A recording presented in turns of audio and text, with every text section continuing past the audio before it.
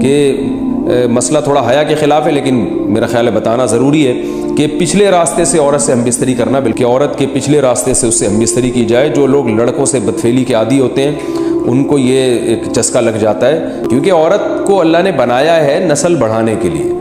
تو کوئی بھی ایسا ہم بستری کا طریقہ اختیار کرنا جو نسل بڑھانے کا ذریعہ نہ ہو، یعنی وہ نیچرل نہ ہو۔ پیچھے سے ہم بستری کرنا کیسا ہے؟ کیا اسلام میں اگر ہم بیوی سے پیچھے ہم بستری کر لیتے ہیں تو کیا یہ جائز ہے یا حرام ہے؟ تو آج ہمیں بتائیں گے مفتی طارق مسعود صاحب اس بیان میں۔ ویڈیو آپ نے اسکپ نہیں کرنی، بہت امپورٹنٹ ویڈیو ہونے والی ہے۔ تو ویڈیو میں آگے بڑھنے سے پہلے اگر آپ میرے چینل پہ نہیں ہو تو چینل کو جلدی سے سبسکرائب کر لے، لائک کرے، دوستوں کے ساتھ شیئر کریں۔ کیا پتہ آپ کی شیئر سے کسی کی زندگی بدل جائے۔ تو چلو یہ چلتے ہیں ویڈیو کی طرف۔ تو اللہ نے قرآن مجید میں بیان کیا، فرمایا نساؤکم حرث لکم، تمہاری جو ازواج ہیں، تمہاری جو بیویاں ہیں، وہ تمہارے لیے بمنزلہ کھیت ہیں۔ کھیت کا مطلب کیا ہوتا ہے؟ پیداوار بڑھانے کا ذریعہ۔ تو اس میں سب سے پہلا مسئلہ تو قرآن نے یہ بیان کر دیا کہ زوجہ سے جو ہم بستری ہے وہ صرف اسی راستے میں جائز ہے جس سے اولاد ہوتی ہے، کیونکہ عورت کو اللہ نے بنایا ہے نسل بڑھانے کے لیے۔ تو کوئی بھی ایسا ہم بستری کا طریقہ اختیار کرنا جو نسل بڑھانے کا ذریعہ نہ ہو، یعنی وہ نیچرل نہ ہو، تو وہ حرام ہے۔ تو اس میں اللہ نے یہ حکم دے دیا۔ تو اس سے صاف یعنی حدیث سے بھی پتہ چلتا ہے، اور تمام فقہاء کا اجماع بھی ہے اس آیت کی روشنی میں کہ مسئلہ تھوڑا حیا کے خلاف ہے، لیکن میرا خیال ہے بتانا ضروری ہے کہ پچھلے راستے سے عورت سے ہم بستری کرنا بالکل حرام ہے، ناجائز ہے۔ اور نبی صلی اللہ علیہ وسلم کی اس پہ بہت شدید لعنت ہے، بہت شدید وعید ہے۔ تو یہ بالکل اللیگل ہے اسلام میں کہ عورت کے پچھلے راستے سے اس سے ہم بستری کی جائے۔ جو لوگ لڑکوں سے بدفعلی کے عادی ہوتے ہیں ان کو یہ ایک چسکا لگ جاتا ہے، تو یہ حرام ہے، ناجائز ہے، کیونکہ اللہ نے بتا دیا کہ یہ تمہارے لیے بمنزلہ کھیت کے ہیں۔ تو اس میں قرآن نے وہ جو سوال تھا نا اس کی طرف اشارتاً جواب دے دیا، اور آگے فرمایا فاتو حرثکم، تم اپنے کھیت کے پاس آؤ، یعنی پیداوار بڑھانے کا جو ذریعہ ہے اس جگہ کی طرف آؤ، انا شئتم، جیسے چاہو، یعنی باقی جس طرح سے تم چاہو زوجہ سے ہم بستری کر سکتے ہو، اس میں کوئی خاص طریقہ متعین نہیں ہے۔ میاں بیوی کا ایک دوسرے سے کوئی پردہ نہیں ہے۔ ہن لباس لکم وانتم لباس لہن، یہ دونوں ایک دوسرے کے لیے لباس ہیں۔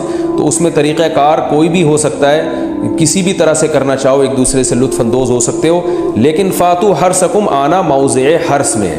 حرث کا مطلب وہ اس جگہ کی طرف آنا ہے جہاں سے نسل بڑھتی ہے، کسی اور راستے کی طرف۔ اس سے صاف طور پر جو ہے نا وہ جو فاسق فاجر لوگوں کی جو برائی ہے، جو لڑکوں سے بدفعلی کے نتیجے میں پیدا ہوتی ہے، اس کا اللہ نے قلع کر دیا کہ اس کی اسلام میں بالکل اجازت نہیں ہے۔ باقی طریقہ کار کیا ہوگا یہ تمہارے اوپر، اس کی اللہ نے تمہیں اجازت دی ہے۔ وقدموا لانفسکم، اور چونکہ بار بار حرث کا تذکرہ ہو رہا ہے کہ نسل بڑھانے کا، تو اس لیے اللہ نے فرمایا کہ قدموا لانفسکم، اپنی ذات کے لیے فیوچر میں انتظام کرو۔ قدموا کا مطلب آگے بھیجو اپنی ذات کے لیے سرمایہ۔ کیا مطلب؟ کہ جب زوجہ سے ہم بستری کرو تو نیت اولاد کی ہونی چاہیے، تاکہ وہ اولاد دنیا میں بھی اور آخرت میں بھی تمہارے لیے ذخیرہ بن جائے۔ تو یہ نسل بڑھانے کی بہت زبردست ترغیب ہے اس آیت میں، اور اس آیت میں اللہ نے عورت کا کہ بہت ساری ذمہ داریوں میں سے ایک بڑی ذمہ داری کا بھی بیان بتا دیا کہ عورت کو اللہ نے بنایا ہے، جو مرد اور عورت کا جو فرق رکھا ہے نا، اس فرق کی بڑی وجہ یہی ہے کہ مرد کے اسپرم کو اللہ نے بیج کے طور پہ پیدا کیا ہے، اور عورت کو اللہ نے زمین کے طور پہ۔ تو بیج اور زمین کے ملاپ کا بنیادی مقصد ہی نسل بڑھانا، پیداوار بڑھانا ہوتا ہے، نہ یہ کہ نسل روکنا۔ آج فیملی پلاننگ والوں نے اس آیت کی دھجیاں اڑا دی ہیں، اور جو پوری دنیا میں ایک بیہودہ قسم کی تحریک چل رہی ہے، یہ آیت بالکل اس کی نفی کر رہی ہے۔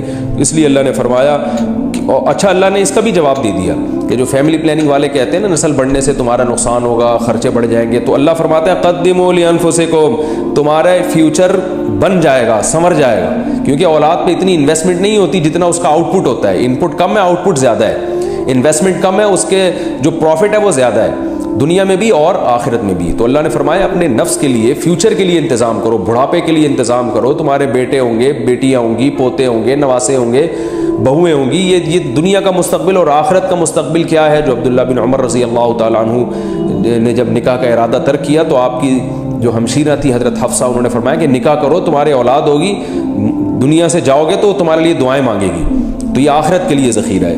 تو اس لیے اللہ نے فرمایا کہ آخرت کے لیے ذخیرہ کرو، واتقوا اللہ، اور اللہ سے ڈرو، واعلموا انکم ملاقوہ، اور جان لو کہ تم نے ایک دن اللہ سے ملاقات کرنی ہے۔ جیسا کہ دوستوں مفتی طارق مسعود صاحب نے اس بیان میں بتا دیا کہ آپ عورت سے پیچھے سے کرتے ہیں اب بستری وغیرہ تو یہ اسلام میں ناجائز ہے اور حرام ہے، تو اس سے بچے۔ اگر آج کل کے جو سے لوگ مطلب کہ پہلے شادی سے پہلے لڑکوں سے بے حیائی کرتے ہیں، زنا وغیرہ کرتے ہیں، تو وہ گناہ کبیرہ ہے، اللہ معاف کرے ان کو۔ لوط علیہ السلام جو سی قوم ہے جو اس ٹائم دوغسی ہیں تو وہ اس میں پھینک دیا جاتا ہے۔ تو اگر کوئی مرد ایسے عورت کے ساتھ کرتا ہے تو وہ جو سی عورت ہے تو ان کی طلاق دینی چاہیے، کیونکہ وہ بھی گناہ سے بچے۔ تو میں امید کرتا ہوں آج کی ویڈیو آپ کو اچھی لگی ہوگی۔